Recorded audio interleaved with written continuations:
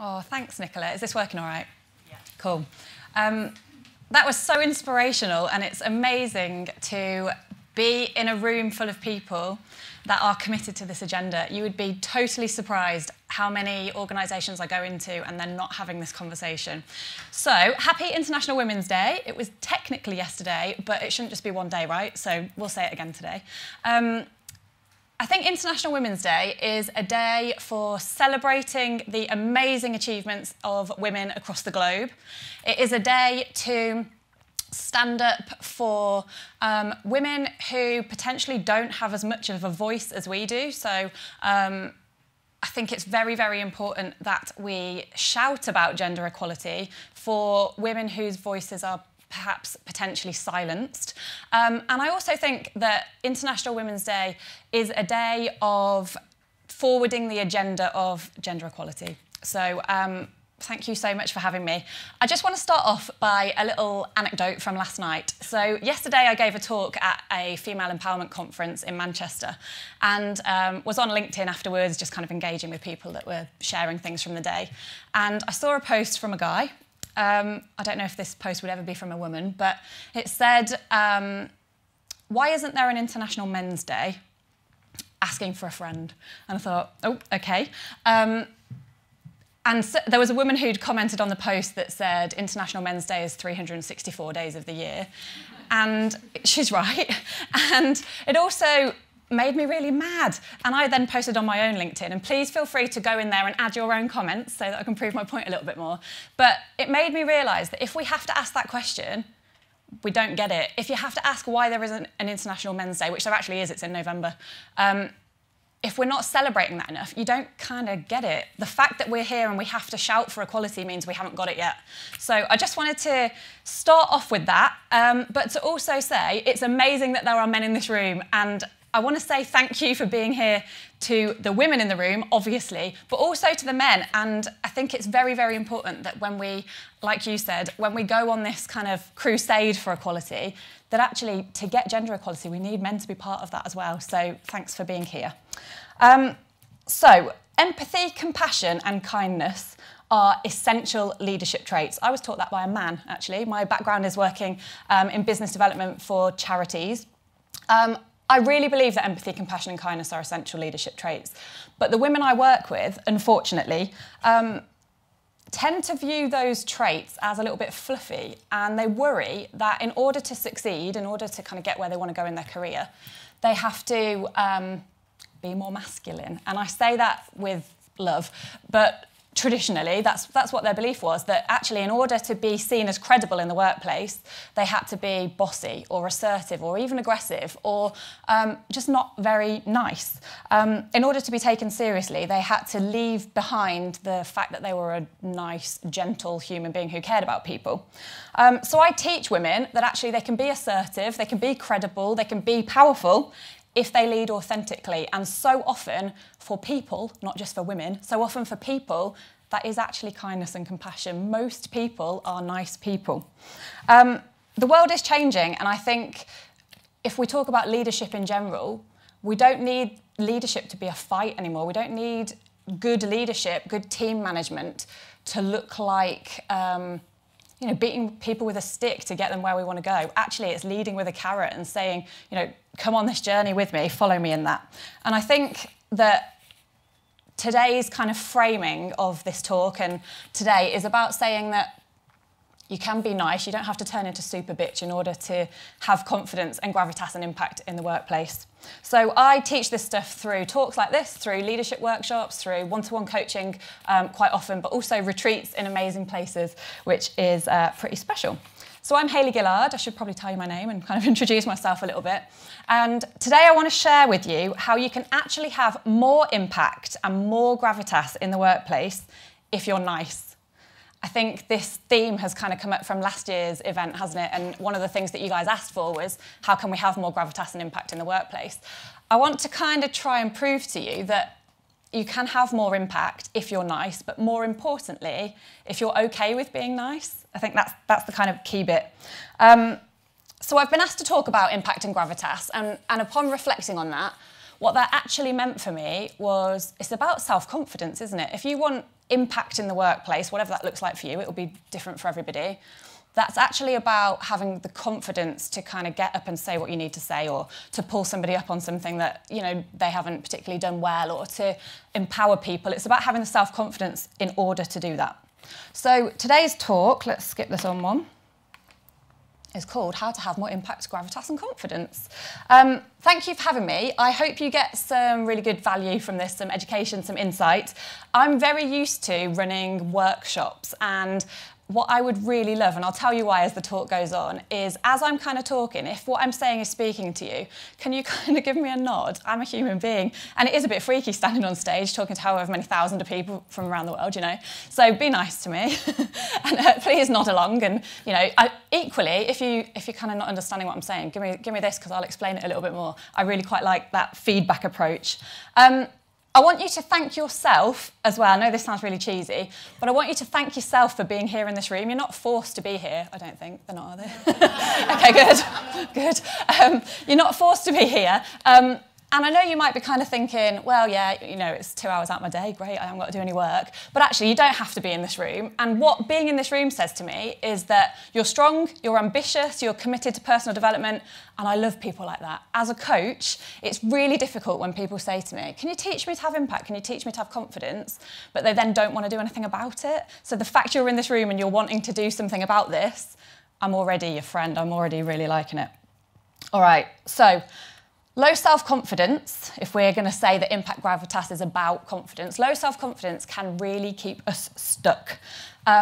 You might immediately connect something in your own brain with that sentence. You might kind of go, yeah, I can kind of think of an example where if I just said yes to something, but you know, I was too scared to do it, or if I just had an honest conversation in my relationship, or if I just said yes to leading that team meeting, if only I'd said no to something that I didn't actually want to do. You might kind of immediately connect that, or you might not, and that's fine. But I want to talk to you a little bit how to have more self-confidence, and I'm going to do that in a few different ways. We're going to answer the question, well, why am I not self-confident? And don't worry, I'm not going to ask you to share anything from your past or anything that's potentially awkward. This topic can be quite emotive. It can move some stuff for people, but I'm not going to get you to share it out loud, don't worry. If this was a safe workshop environment, we'd share a little bit more, but I'm not going to force anyone to share anything. So we're going to look at, well, why am I not confident? But also, well, how can I be confident? Because I don't want to just stand on stage and talk to you all about confidence and you'll leave and go, well, that's great, but how do I be more confident and have more impact? So we're going to look at this in a few different ways. I'm going to start off with understanding what self-confidence kind of is. And I believe that this is the foundation. So do you know that saying that you can give a man a fish and you'll feed him for a day, but if you teach a man to fish, you'll feed him for a lifetime? I could stand up here and give you lots of little confidence tips, and I am going to, don't worry. But unless you understand how your brain processes confidence, or the opposite of that, fear, then those tips will just be kind of surface level. It's almost like a stick in plaster. It doesn't actually solve the problem. Thank you for the nodding. This is, I don't know whether that was even intentional, but it's making me feel a bit better about myself, so rather than just blank faces, so thank you. So we'll look at understanding self-confidence. It's a bit sciencey. I am a trainee psychologist, so I'm a bit of a brain geek, but I promise I'll do it in accessible language. That will enable you to see the potential of the confidence tips that I then share with you, which will be the second bit. And then we'll do a Q&A. And it's my pledge to you to answer any questions you have, and I mean any questions, totally authentically. I'm a big believer that if you're true to yourself, if you're okay with who you are, that leads to self-confidence. So I will absolutely do that. All right, fab. I want to start off with this question. So, what is confidence? What does that actually mean? What does it look like? I think there's two parts to what is confidence. I think there's the external confidence, so that kind of, you might think I look externally confident right now. You wouldn't know that I've got a really dry mouth, and I'm really glad that there's some water down there. But actually, I think what's more important is internal self-confidence. It's that kind of knowing that you've got this, that sort of being okay with yourself, being calm enough to think, yeah, I can handle that. I think that inner self-confidence is probably more important. Can you kind of nod at me if you would agree? Okay, excellent, thank you. I'm going to keep asking you to do that, Soz. What I want to then ask is, okay, so what does a confident person look like? And because I'm used to doing this as a workshop, you will find every other person has got some post-it notes. So have a little look on, they were in your pack. What I would really love is, I'm going to do this for literally a minute. Can you, with the person next to you, has everyone found them? Cool. Oh, good on you for joining in. Okay, so once you've got your post-it notes, with the person next to you, I just want you to answer the question, what does a confident person look like? Just have a bit of a chat. We'll literally do it for a minute, and if you're watching this either kind of on a replay film or if you're doing this live from another country, feel free to chat amongst yourselves as well. I'll give you a minute while I have a drink. Okay, so because this is about confidence... Okay, guys. Women, sorry. Because this is about confidence, and I maybe haven't yet persuaded you that this is a safe environment and you are confident, I'm not going to get you to shout them out, but if we can pass them forward, so literally pass them to the person in front of you, and I'm going to gather them in this corner, I'm going to read some out. There's no wrong or right answer to this. This is just, I just really like doing this as to get a bit of a flavour.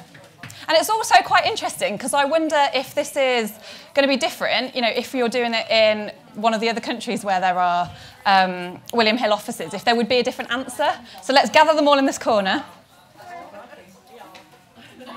You always have the person on your left is the one that gets picked on in this talk. So sorry. Amazing. Wow, look at all that. Fab, thank you. All right, let me put that down for a second. Okay, I'm just going to read a few of these out. So, a confident person looks at ease, looks quite relaxed, happy, head up, open posture. Absolutely. Let's see if there's themes. Animated, nice. Facial expressions, yeah, positive facial expressions. Shows happiness, being happy, I like that. Upright, eye contact, charming. Authentic, comfortable. I'm not going to read everyone, don't worry.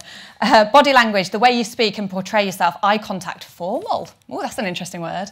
Assertive, ownership, eye contact. I feel like I need to look at you when I say it. Eye contact, open. Body language, eye contact. Look at this. It's how you hold yourself. Presence, posture, body language.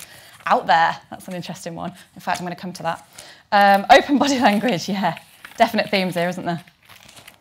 Good posture, head held high, calm and in control, engaging. Let's just skip a few. Eye contact, body language. Calm, coherent, interested. Oh, that's nice, isn't it? Engaged and engaging. Self-assured, calm and in control, body language, eye contact. Yeah, absolutely. Standing tall. Cool, right, I'm going to just, I might give you them back. Thanks. Two things that I want to pick out. So the word out there, I'm really interested in that one. I think what I want to say at this point to answer this question, confidence is going to be different for everyone. So there were absolutely some themes, that kind of body language, eye contact stuff. The out there, I think sometimes when I work with individuals particularly, they'll say to me, I'm a bit nervous to be confident. I don't actually want to be confident because I don't want somebody to see me as arrogant. How many people can connect with that? It's that kind of almost overconfidence. It's that I don't want to. I also get asked, oh, I'm an introvert. If I do coaching with you, am I going to turn into an extrovert and not know who I am anymore? Absolutely not. I think confidence is totally individual, and what means confident to you might mean something different to you. You know, that's quite normal. So the out there, I know I said there is no wrong or right, there isn't. And for this person who wrote out there, that probably does mean confident to them. But actually for some people, it is that kind of calm, collected, don't need to have a big voice and shout out, don't need to be the centre of attention. And interested, isn't that an amazing word as well? I think confident people are, it's the opposite of arrogant actually, isn't it? And we confuse the two. That kind of, they're interested in other people, they want to engage you, they want to make you feel like you're in the room as well and you matter. I think that's a really good one. But yeah, the themes of body language, of eye contact, of holding your head up high, they are all quite external things, aren't they? That's kind of, I know I asked you what does a confident person look like, which obviously is an external thing. But I could say to any one of you now, I want you to walk, I don't know, through that car park looking like a confident person, and you would probably go, and walk, you know, maybe not stiff, but it is that sort of kind of relaxed, open, it's that head held high, chest out, I've got this kind of thing, isn't it? Every single person can act that, but actually you could do it even if you didn't feel confident. I think the feeling confident is something that we need to work on, and that's where I'm going here. So would it be fair to say that the opposite of confidence or self-confidence, and please nod if you agree with this stuff, the opposite of self-confidence is kind of shy, meek, timid, unassertive, that kind of not feeling particularly, I don't know, feeling quite small maybe. There are some nods, thank you. I want to just sort of say as well that I'm not labelling someone. I don't agree that you're a confident person or you're a shy person. That doesn't exist. We'll all have here situations that will make us feel confident and situations that will make us feel nervous and scared. I absolutely do as well. So thank you, that is a good nod. I feel quite comfortable standing on, I'm not on a stage, but standing on stage and public speaking. This isn't the first time I've ever done this. Obviously, the first time I ever did this, it wasn't to a room of however many people that was being streamed around the world. You start off small, don't you?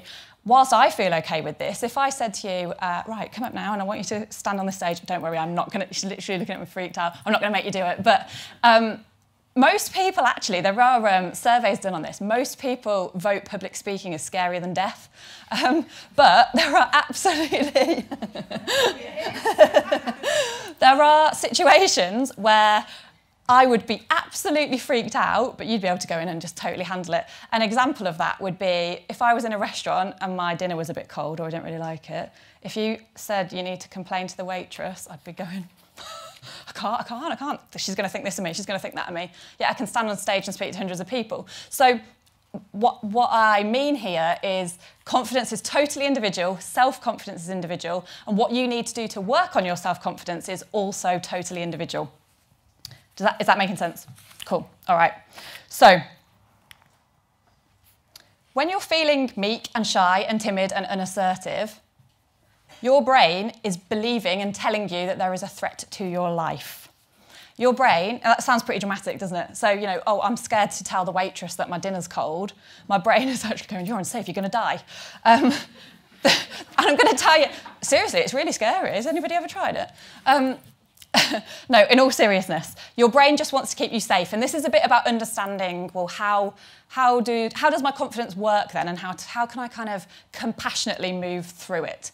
So if I said, you know, today after we've had lunch and we all kind of leave and, well, not leave, you've got to go back to work, sorry, but at the end of the day, let's say you're heading off through Leeds and you're going to the train station and you go to cross, I don't know, Briggate, and you're crossing the road, you look left and right, there's no cars come in, you think, yeah, I'll cross, but all of a sudden around the corner, a great big double-decker bus comes, you will immediately go, oh, shit, and jump back on the pavement, won't you? Am I allowed to swear? It's not like the BBC, is it? I feel like it's going to be fine.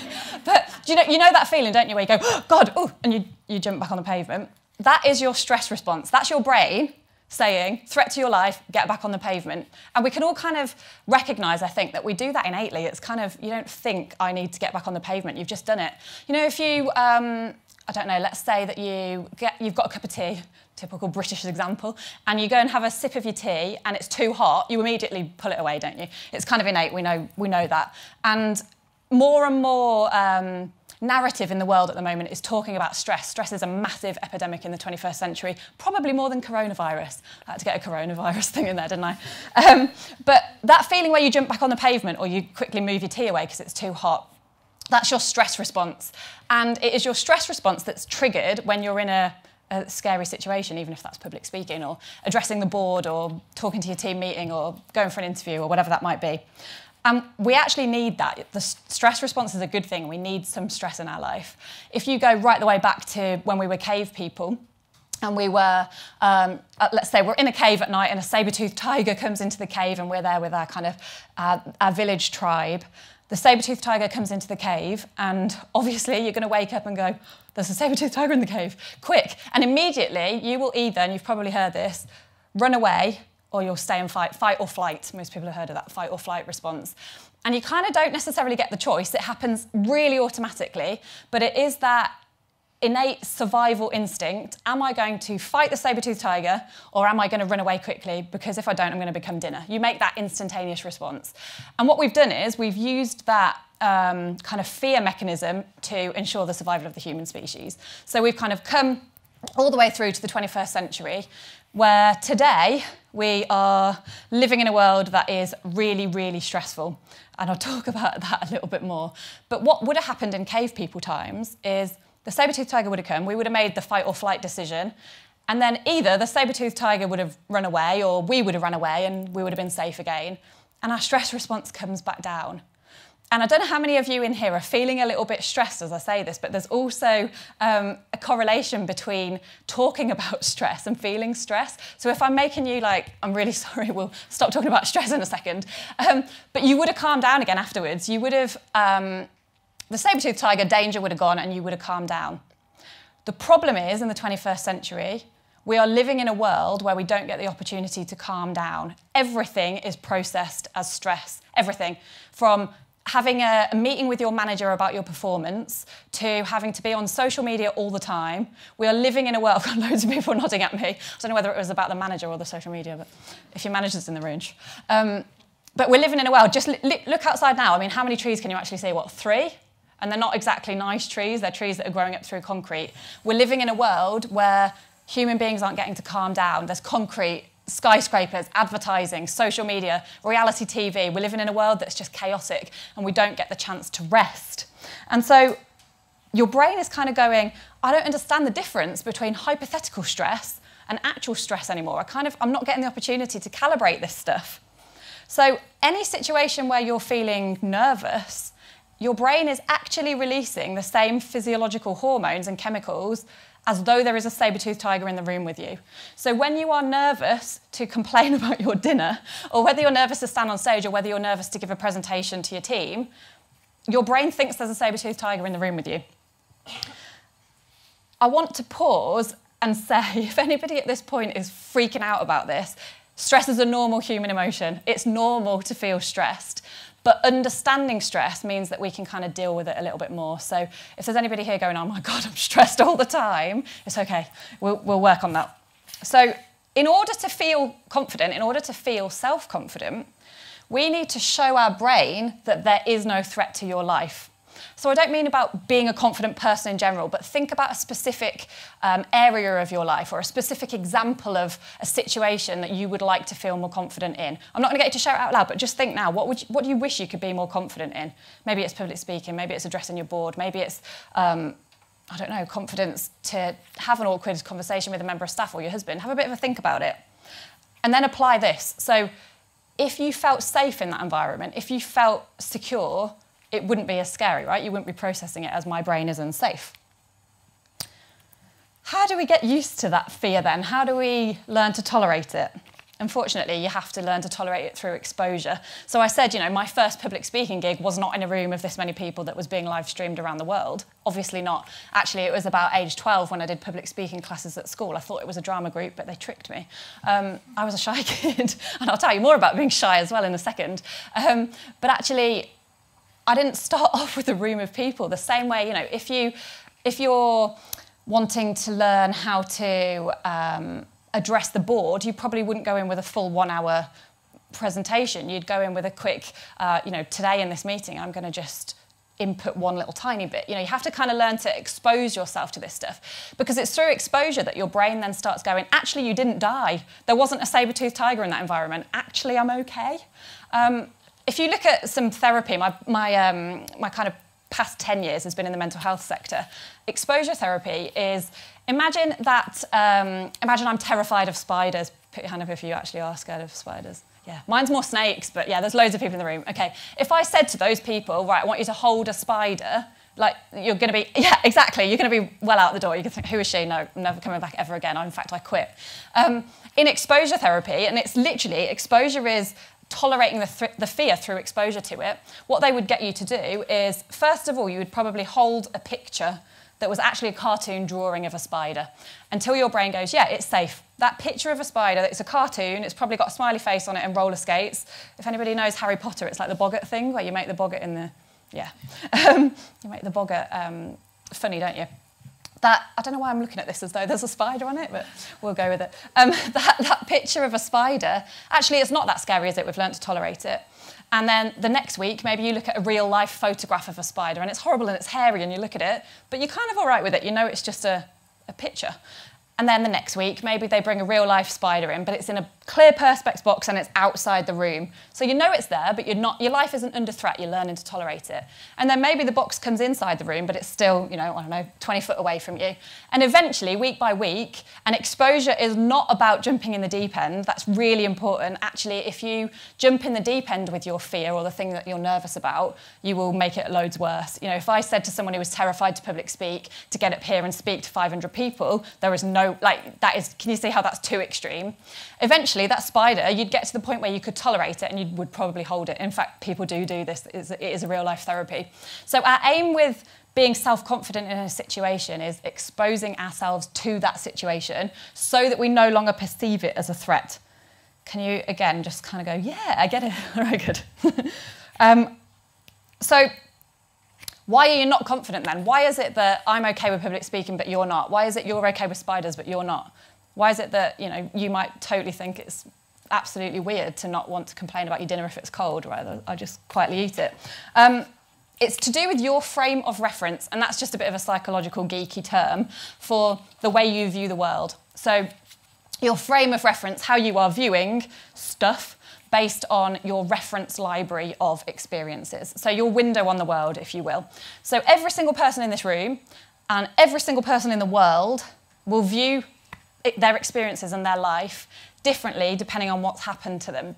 Is that sort of making sense a little bit? So your frame of reference or your filing cabinet of experiences will impact how confident you feel about different situations.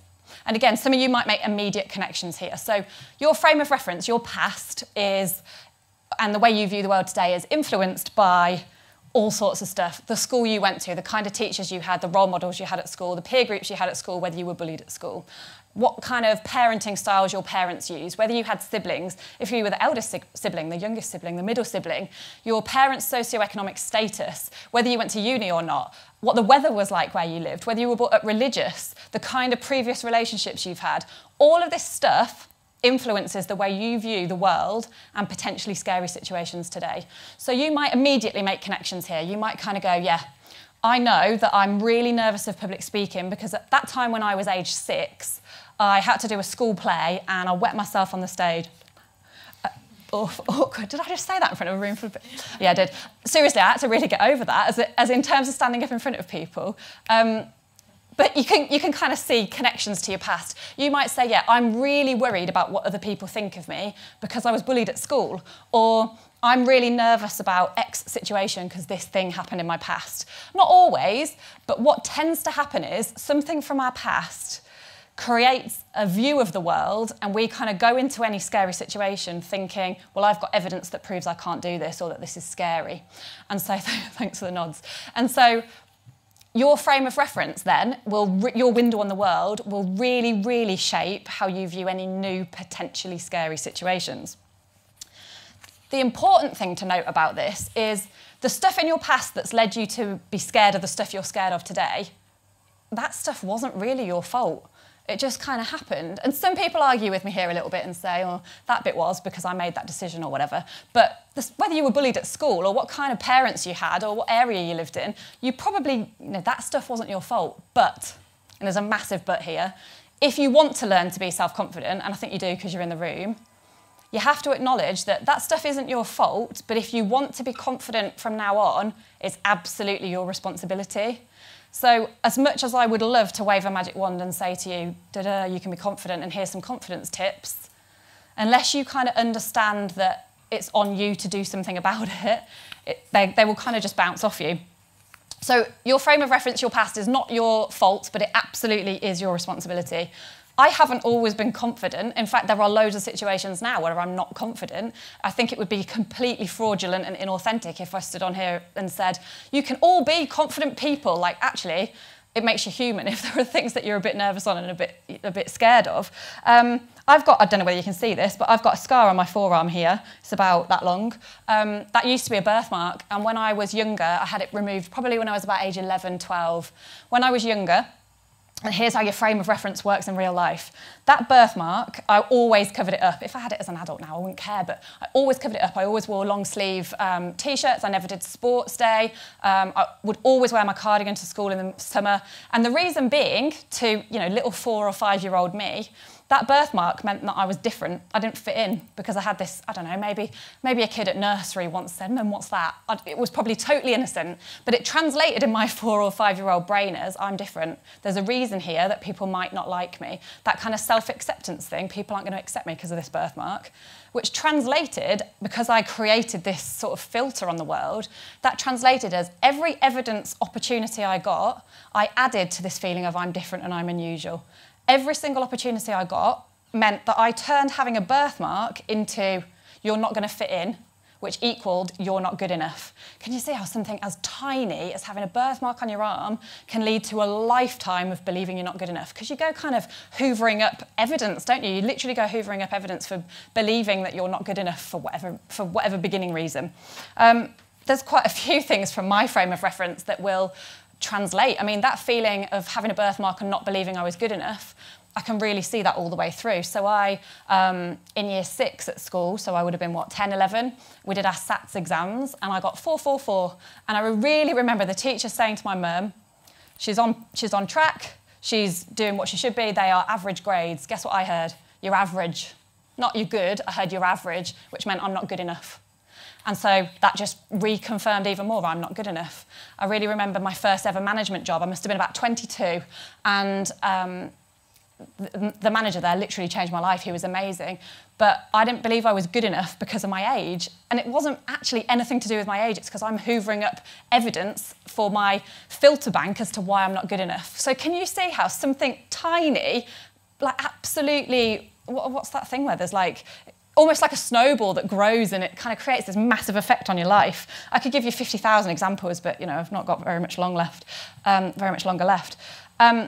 What happens here, and this is the science geeky bit, is around age 7, and this is kind of critical, around age 7, something happens in terms of child development where your brain and the chemicals and hormones within your body kind of set a baseline.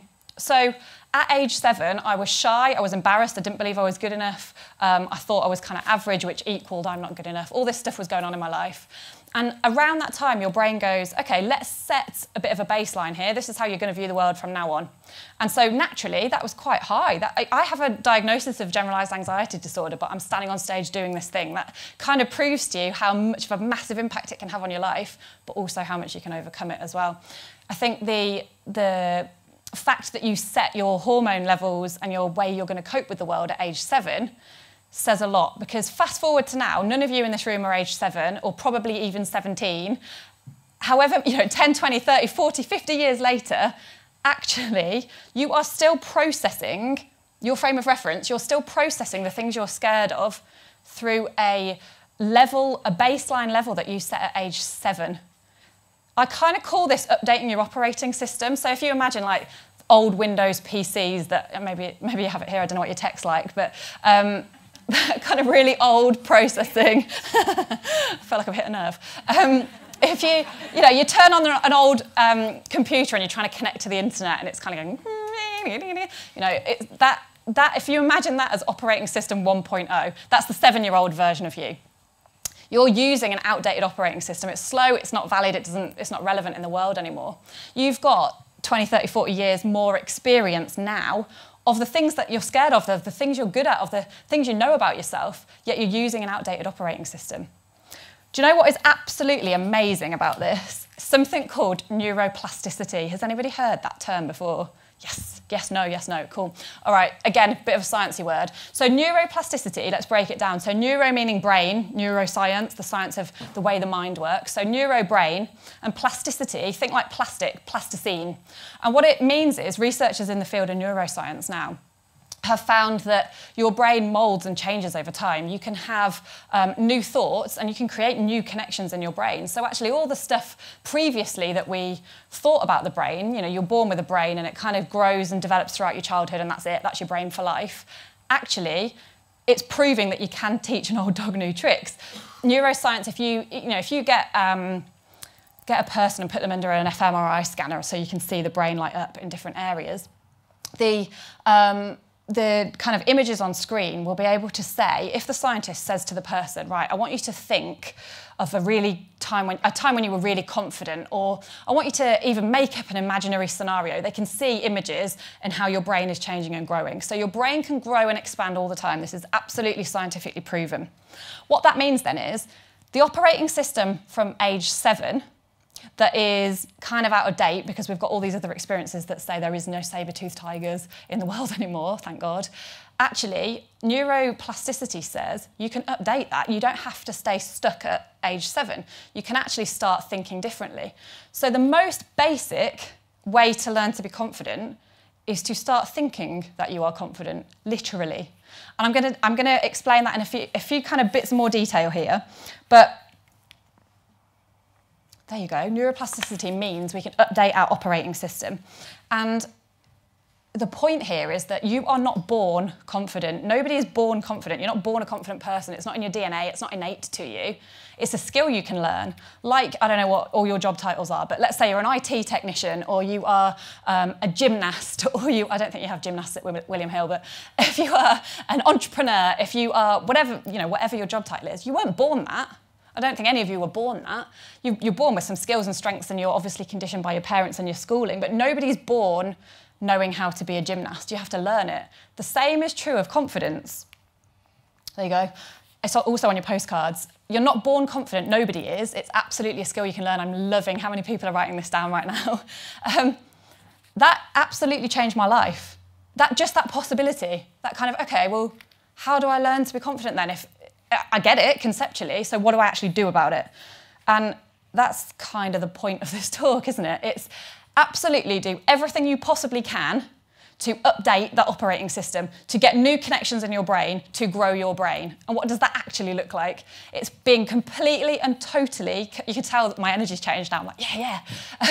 It's being absolutely and totally committed to personal development. So it's reading books, blogs, TED Talks, coming to stuff like this. It's having conversations about confidence. It's kind of getting out there and saying, all right, I'm scared of public speaking, so I'm going to go on a public speaking course and I'm going to learn to overcome it. It's saying, I'm really scared of telling my husband that actually I don't really want this relationship anymore. I'm terrified of that, so I'm going to find a therapist that can help me through it, or I'm going to read a blog, or I'm going to learn to have impact and confidence in a room. Okay, I'm going to watch some TED Talks and see how they have impact and confidence. I'm going to learn to role model it a little bit.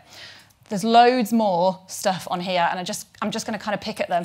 So the first bit here is get to know yourself. So what are your strengths? What are your weaknesses? What do you like? What do you dislike? What are your core values? Who are you as a person? And then be okay with that. And I think that's critical.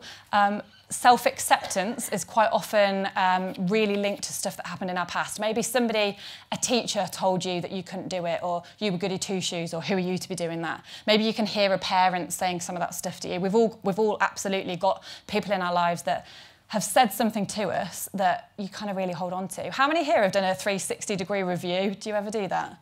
Yeah. So in those 360-degree reviews, you don't look at the good stuff, do you? You go straight to what people said negatively about you, and you hold it.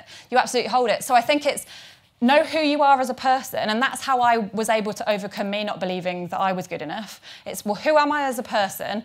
And that's legitimately okay. I can be that. And there will be people here who go, that was a load of rubbish. What did I just spend an hour listening to her for? And there will be people that go, that was brilliant. I loved it. I want to know more. How can I get coached by her? So I think it is being okay with who you are and knowing that not everybody will like you. There's a brilliant, brilliant quote. It's from Dita Von Teese. And she says, I'm not going to get this word for word, but it's something like, you can be the ripest, juiciest peach, and there will still be somebody who doesn't like peaches. And that's how there's loads of people smiling at me. So I think, you might need therapy to get rid of some of those horrible voices from your past that told you you weren't good enough. You might need some coaching so that, I might say, well, what are your core values? And you go, I don't even know what that means. So maybe you need some coaching to work on this stuff, and that's okay. The positive support network, I think, is massive. So think about the 5 people that you spend the most time with in your life. Who is it that you spend the most time with? And are they people that make you feel good about yourself or not? That says everything. Think loads of people, if I'm doing this as a workshop or as a one-to-one, I quite often get people cry here because they kind of go, actually, the person closest to me is also the person that makes me feel worse. So it's pretty hard hitting. Role models, you mentioned that, Nicola, absolutely. Look up to people that you think, yeah, I want to be more like them. When we learnt public speaking, we watched loads of different talks. In fact, I watched, I've forgotten her name now. She was kind of like Greta Thunberg, but from about 20 years ago, and she addressed the UN, and it was a really powerful speech, and there was storytelling in it, and there was all sorts of stuff, and we were told, look at people who do good speeches, find out what you like about it, and mirror it, not copy it, but learn from them. So maybe there are women in leadership positions within William Hill, maybe there are people you see on TV, or actresses, or whoever it might be. What is it that they're doing that you can maybe kind of take? But also, your role models don't have to be above you or higher than you or older than you. Absolutely, when I've asked this in terms of a workshop before, people have said, you know what, my kids are my role models because they have this ethos in life that is lighthearted and carefree and they just get on with it. Somebody's actually told me their dog is their role model. We won't go there. The next point down there, be healthy. And I say that it's a little bit like, oh, yeah, we kind of all get it. We all hear this kind of, we should all be healthy. But how can you possibly be the best version of you if you're not coming from a place where you are setting yourself up for success? Do you know what I mean? If you want to be the best version of you, you can't do that if you're sleep deprived. You can't do that if you are, speaking to all the new mums in the room, I'm actually pregnant at the moment and everybody keeps saying to me, just wait, you're going to be sleep deprived, you're not going to be confident anymore.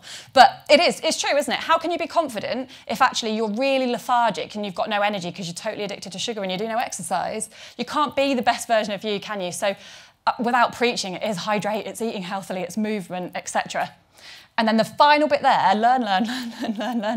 Just learn as much as physically possible. You've got postcards that has the quote, I can't go backwards now, I don't know how you do it, but the quote that says you're not born confident. On the other side, there are 6 of my sort of top things that you can do to learn now. Because I don't want to kind of get up here and go, yeah, you can learn all this stuff. And you go, oh, what, do I just Google it? So there's some books on there, some TED Talks. I've got a group called Self-Belief School where we talk about this stuff every day. I think that's the key thing. That's how I learned to be confident. Whenever I get asked kind of, well, what is it that you did to learn to be confident? I just kind of become a bit obsessed with it. I realise I don't want this stuff to hold me back anymore. And some of you might sort of go, yeah, I don't, I'm kind of all right. But that's fine. I didn't feel like that. I felt like in order to get by in life, I need to overcome some of the stuff that's holding me back. And so if that is you, if that is speaking to you, well, do something about it. It's on you to do something about it, You've all got little notebooks, or you can use the Post-it notes if you want. I want you to, we're kind of coming to the end of this section, and I'm going to give you some actual confidence tips. What would you pledge to yourself out of all of those? And you can be more specific than that. But what is it? Just take 10 seconds to write down, what's your pledge to yourself? What are you going to do differently now that we've kind of talked about this, releasing the past, understanding the past, moving forward? What one thing do you want to do differently? I'm literally going to give you 10 seconds to write something down, or you can chat to the person next to you if you prefer.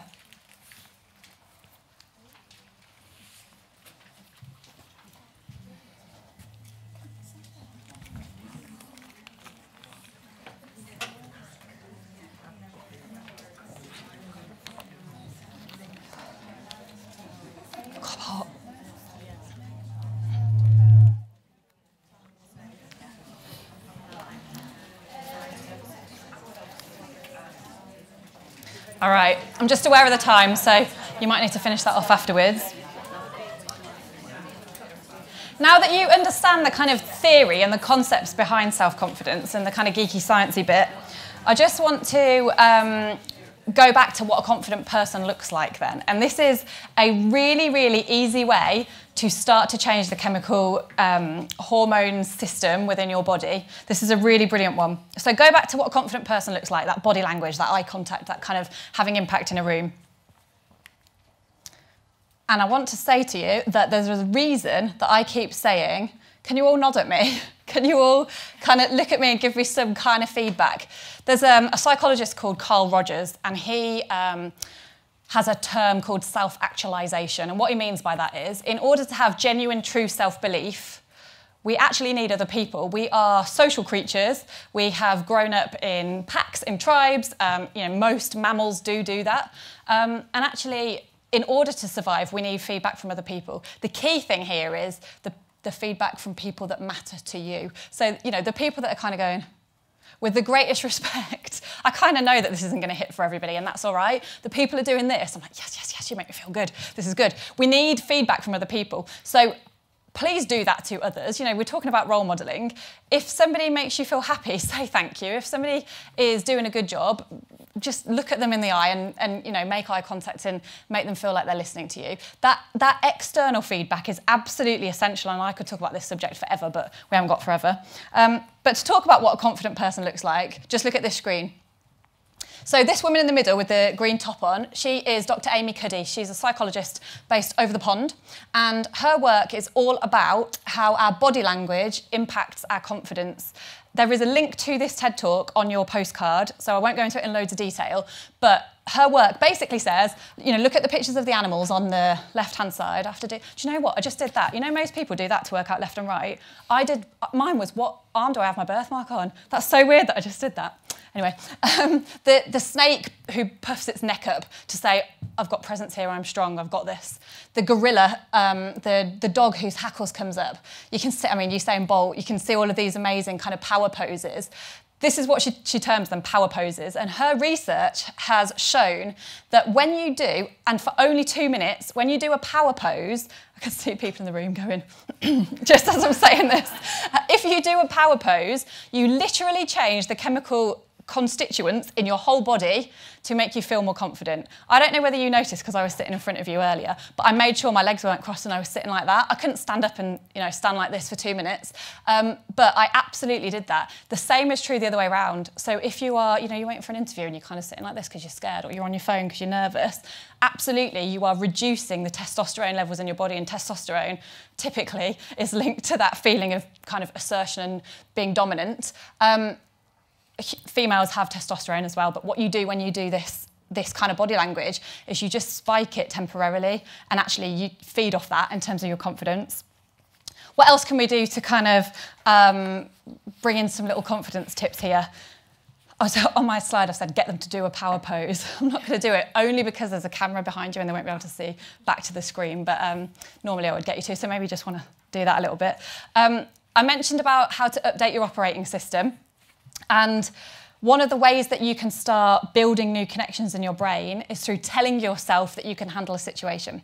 So have you heard the term affirmations, or some people know it as mantras? So quite often it's kind of dismissed as a bit of a spiritual thing. And actually I don't want to dismiss it at all. Let's bring it into the room, because an affirmation is a positive statement about yourself or a situation. So let's say that I'm going to use the public speaking example again. Let's say you're nervous to stand up and talk to a room of people. You might be going, I can't do this. Oh my God, it's terrifying. They're going to think this of me. They're going to judge me. This is going to happen. I'm going to fall over. I'm going to get a really dry mouth and not be able to talk. You can kind of see that spiral. People are going, An affirmation then is a phrase that's the opposite of the thing you're scared of. So your affirmation might be, I can handle this. It's got to be something that you sort of believe. It's not like I'm the best human being in the world. It's got to be something that you can kind of connect to. Let's say I can handle this. So your affirmation becomes I can handle this. And the point of an affirmation is that you start kind of repeating it. It becomes a bit of a, well, it is a mantra that you start saying over and over again. So I can handle this. I can handle this. And the more you think it, I'm not even saying it out loud at this point, the more you think it, the more you're creating a new connection in your brain. You've got a really old connection that's probably quite strong that says, no, you can't. It's like a saber-toothed tiger. There's no way you can do it. But by saying an affirmation over and over again in your head, you're literally creating new neurological pathways in your brain. And they can see this happening on an fMRI scanner. So thinking something positive will create new connections in your brain, but it gets even better. The minute you say that affirmation out loud, I can handle this, you're thinking it, so you get one kind of power surge. Then you have to process it into speech, which means you double the impact of it, but you also have to hear it and then process it through you know, auditory things. So actually saying, I can handle this with a power pose out loud means you're getting 3 times the connection of going, I'm scared. It's even better if you practice this stuff in front of the mirror, and I know this is proper cringy and none of you will ever do this, but it's true. If you practice this in front of the mirror, guess what happens here? You're thinking it, so you get 1 connection. You're then saying it out loud, processing it into speech, you get a secondary connection. Then you strengthen it even more because you're having to hear it. Then you get to see it as well, but you also have something in your brain called mirror neurons. And your mirror neurons are what works. You know, if I yawned right now, in fact, sometimes even just saying it means that there are People are going to yawn, I'm going to watch you. But it's your mirror neurons, and it's a survival instinct. If I yawn, what it actually means in terms of evolution is there's not enough oxygen in here. In fact, there isn't. We probably need to open the windows, but there's not enough oxygen in here. To ensure our survival, we all need to yawn. And the same is true of if you look in the mirror and you say something positive to yourself. You know, those really cringy self-help things that go like, you're amazing, you can do it. It's really true. You get to process the thought, you get to hear the thought, you get to turn it into speech, you get to see it, and it looks like somebody else is saying it to you because there's a reflection going on. So, in fact, give me your hands up. How many people here, please do it, when you get in your car or you go home tonight, you're going to look in the mirror. I don't know whether that's a hand up or just a hair thing. How many people are going to do it? Yes. Yes, 4 of you. No, it's good. Seriously, though, that is a really good way of improving your confidence. I'm going to have to stop now just because of the time, but there are tons more. There's some links on your card there which will tell you a little bit more about Self-Belief School. I share loads of tips like that in there. And it kind of just leads me to say, you're already enough. The trick with confidence is just being okay with that and accepting that and kind of knowing you're enough. So I hope that kind of connects the dots between how to have impact in the workplace. If you work out what it is about that situation that's scaring you, unpick what's happening in your frame of reference and your past as to why that scares you. Know you can update your operating system, and you can do that through kind of, not superficial things, but quick fix things like body language. But you can also literally start rewiring your brain. I hope that was useful. Thank you for nodding along and kind of being a brilliant audience. Thank you. There's my stuff. Thank you. No problems. Hopefully this is working. Thank you. I've got my confidence jacket on. I can do this. There's a reason we wear these colours. There's a reason I've got my power lipstick on. There you go. Right, so we've got some Q&A on Slido, so anyone who hasn't had a chance to input into questions specifically for Hayley, please do. And I'll just go down through them, give you a chance to have a little drink of water. Sounds good. So Hayley, top one, how do we share more of ourselves in the right way in what is a predominantly male environment? Nice. I think it's about what do you want to put out there. You know, I always say about authenticity, and it's a bit of an overused word really, but I think how do we put more of ourselves out there in a male-dominated environment? It is that feeling of working out what is it you want to put out there. If you want to put out there this kind of, like the pictures of the gorilla, that laid back kind of, not laid back, quite assertive, that thing that I said about walking across the car park, that version of you, you can act it. You can absolutely act it. If you want to put out there an authentic version of you, it's going through those processes that I said about being okay with who you are. So I think the first bit is what is it you want to put out there? And to just acknowledge there's mass research in the leadership field, this is kind of my thing, that actually we're no longer leading with scaring people. We're no longer leading with, you know, you have to hit your targets and that's it. Actually, we're recognising that employees are the most important part of a company. Without the staff, you wouldn't have a business. You literally wouldn't have a business. And so actually, there's a massive shift in the kind of mental health and well-being agenda towards caring about people. And I would say if I could kind of advocate any bit of you that you put out there to feel confident, it's the nice bit of you, and you are, like, human beings are nice innately. I don't know whether I answered that right, but... You did. No, that's perfect. Thank you. Next one, Hayley. Do you think, or why do you think, sorry, self-confidence is a female issue? Is it? I don't think it is. I think, I mean, it's really related to International Women's Day, isn't it? So many people say, why do we not have an International Men's Day? We do. It's in November. I've said that already. But this is not just an issue for women. It's just because we have more estrogen, scientifically, that means we're more able to talk about feelings. And I think it's on women as well to say to men, it's okay to talk about this stuff. You know, we don't exactly help ourselves. So we say we want to be respected and we want to be seen as credible and we want to be seen as, you know, powerful women. But you're still supposed to open the doors for us, and you're still supposed to, like, cook me a dinner on a Saturday night. And you know, don't be the one that cries in the relationship. So, like, what are we doing to men as well? We're not exactly helping them on this journey, are we? So I think it's. I forgot the question. I've gone off on one. Sorry. It's fine. So it's not just a female thing. It's just a female thing. No, I don't think it is. I think it is a female thing in terms of we raise it and we talk about it, and we want to connect with it. But if this was a room of men and the men felt comfortable to share in front of each other, absolutely there are things that men are terrified of and scared of. And I'm kind of looking at the men, not deliberately, I'm just sort of doing it, but you're all kind of going, yeah, it's true. So I don't think it is a man thing. I think women just talk about it more. Brilliant. What is your one tip for letting go of the past? Oh, that's such a good one.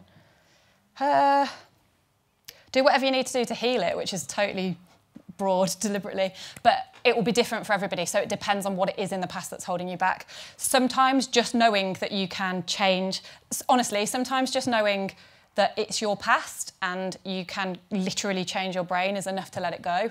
For some people, they'll need to go through therapy for that, and that's okay. I've had loads of therapy, and I really believe we should talk about this stuff. So I think it really depends on what your past is and how that's holding you back, yeah. Yeah, cool, okay. You mentioned being nice, which I agree with, but how do you balance being nice versus people who think they can take advantage? Yeah, that's so important. That's so important. I think it's knowing that being nice isn't being passive.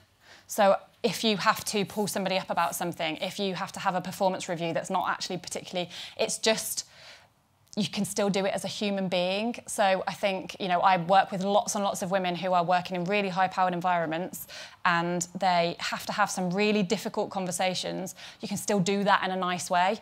And actually, I think, I don't want to confuse nice with passive. It's not the same thing at all. You can be an amazing, assertive, powerful leader, but still be kind. Yeah, and I think it links a little bit into the next one, which is how do women get the balance between being seen as aggressive versus confident? Oh. I shared something on my social media the other day, which was like, for all those women that get called aggressive, keep being a leader. For all those, I can't remember them all now, but for all those women that are told that they're bitchy, keep being confident or whatever it is. So, God knows, we've got so much work to do in that. I think... I don't know. I literally don't know how to answer that. We'll share your social media page. Oh, yeah, I do. Top tips for getting over imposter syndrome? Oh, yeah. That's massive, isn't it? That feeling of imposter syndrome. For me, that is learning as much as you can about it. So there is evidence that shows the more accomplished you are, the more you feel like an imposter. So imposter syndrome, for anybody who doesn't know what it is, it's that feeling that you're an imposter in your own stage. So I might be thinking, oh, God, who am I to be standing on this stage now talking about confidence? I'm just some girl with a birthmark who didn't believe they were good enough, who's like learned some stuff and read some blogs and done a few training courses. It's that feeling of like, I don't know who I am in this environment, why me? So validate yourself. So if any of you heard of Tony Robbins, he's kind of like an American personal development kind of guru. He has an amazing technique called the belief table. And what you do in a notebook is you create a kind of square, rectangle. God, I was going to say triangle. So you create a rectangle, which is kind of like the tabletop. In the tabletop, you write the opposite of how you feel. So let's say your imposter syndrome is saying, like, who am I to be doing this? You write the opposite. So I'm absolutely within my right to be doing this. You'd write that in a tabletop. And then you draw table legs, and for every single table leg, you provide evidence as to why you can. So a big, big thing here is giving your brain lots of evidence that actually you do deserve it. It's kind of like trying to tip the balance a little bit. So basically what you're left with is the tabletop that says, yeah, do you know what? I am good enough to do this. And here's all the evidence, brain, so shut up. Brilliant. Last couple, tabletop, I'm sure will be on everyone's plan when they leave. When did you last lose your confidence? What happened and why, and how did you overcome it? Yesterday. So yesterday I was giving a talk on stage at a female empowerment conference. The female empowerment conference was all women that were like, yeah, come on, we can do this. And I'm like, this is how your brain works. So what actually happened, and I really learned a lesson yesterday, is I'd listened to about 3 talks before I was due on stage. And what happened was I was like, oh my God, look how good they are. Everyone's going, I've got to go on stage and follow them. And the imposter syndrome kicked in. So yesterday, I knew that there was no way I was running. Like, I was getting on that stage no matter what because I'm stubborn. But I got on the stage, and the feedback was, you know, because obviously when you stand up here, you kind of, I actually ask you to nod along, but if you don't ask, you can kind of pick up whether it's hitting or not. And I was kind of picking up like, I don't know whether this is hitting or not. I was kind of saying, you know, it was kind of a condensed version of this, but the people before me were doing lots of really like, almost like motivational speeches. They were getting people like dancing and singing, and I just kind of went on again, your brain does this. So I lost my confidence afterwards. I was kind of going, oh God, that was just awful, like hide me, swallow me. Oh my God, what am I going to do at William Hill tomorrow? This is going to be horrendous. And actually, the way I overcome that was, I think with any kind of confidence, you get really good at self-reflection and what you want to work on next. And what I recognised was, okay, so either I could view this as, oh my God, I'm never doing that again, that was terrifying, that was awful. Or I could say, maybe that wasn't kind of my vibe. Maybe that wasn't my venue. Actually, maybe my stuff is suited to people who aren't used to this kind of topic. Actually, maybe my stuff is more suited to workshops rather than talks. I'm very much a people person. I like building connection and rapport with people, and I think you learn this stuff better if you feel safe and you trust me, and you know, it's very much why I do a lot of one-to-one coaching. So it was yesterday, and what I did was just talk to myself about it's okay to not like that situation. You can just not do it again if you don't want to. Just it made me go, okay, think about what you say yes to and what you don't say yes to. And thank goodness you're here today. I'm sure everyone will agree. I didn't freak out as much today. It was fine. You're all lovely. I think it's a lovely audience. It is. I'm sure everyone will agree today. It's been a brilliant session. So once again, thank you to Hayley Gillard. Thank you. Thank you.